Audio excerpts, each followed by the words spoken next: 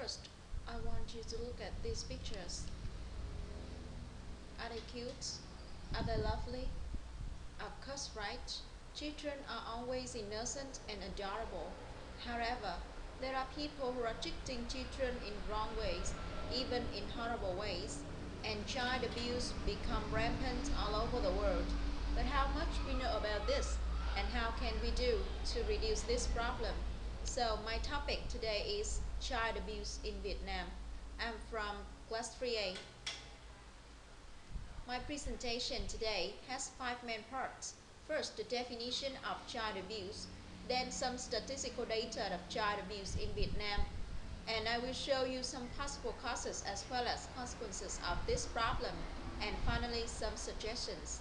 First, what is child abuse?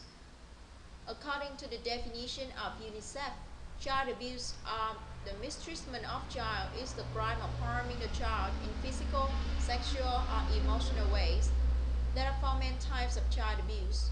First, physical abuse means slapping, kicking, beating, burning a child, even using drugs and alcohol during pregnancy are considered to be physical abuse. Sexual abuse means forcing the child to have sexual relations with the adult while he or she doesn't want to. How about emotional abuse? Emotional abuse means using the foul language to insult the child. And please pay attention. This kind accounts for only 7%, but it tends to leave the deepest impact on the children until they grow up. And finally, negligent treatment. It means that the parents cannot give the adequate care or attention toward the children. Now we move to some statistical data of child abuse in Vietnam. First, look at the chart.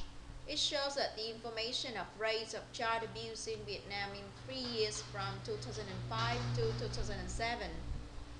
First, the rate of child abuse in family has increased 3 times.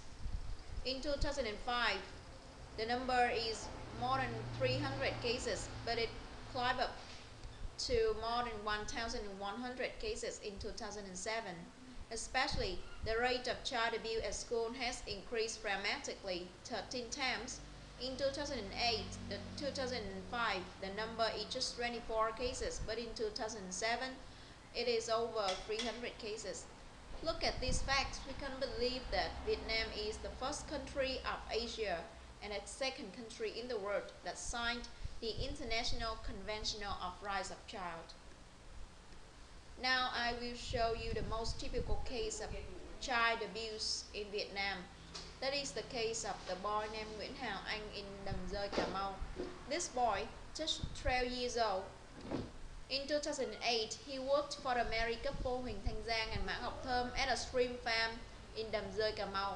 And this couple often tortured a boy by many ways, such as pouring hot water on him, cleansing the chemicals on his injuries, using anything available to beat him, like brushing the hot iron against his skin, using the pincer to pull out his teeth and clip his lips. Sometimes they even force him to eat the plastic bags.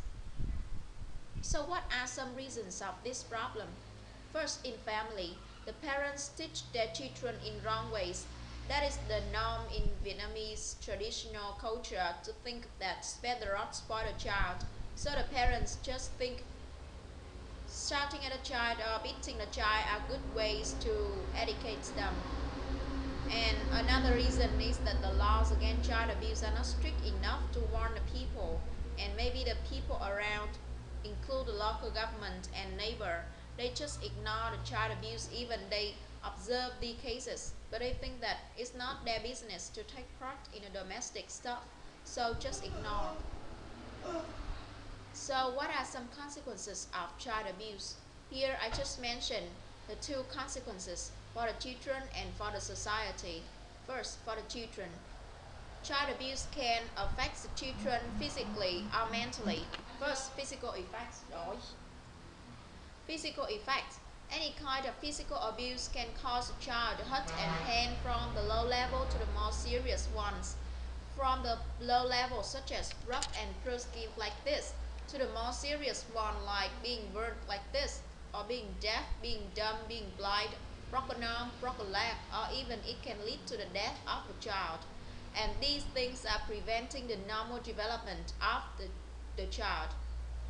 How about psychological effects?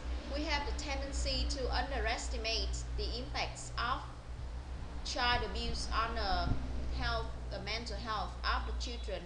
But actually, some scientific research shows that 80% of abused children are at higher level risk of suffering some mental illnesses and psychiatric problems. They often show their anxiety and anger toward other people, especially when they are in new environment.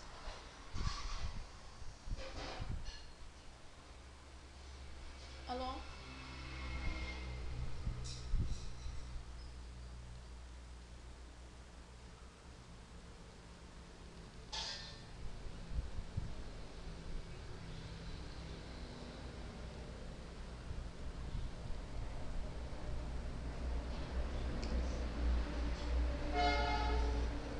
They often show their anxiety and anger toward other people, especially when they are in new environment. And they often suffer the depressions that makes them lose their abilities in concentrating, in communicating with other people. And these are the long-term effects. They remain until the child grow up.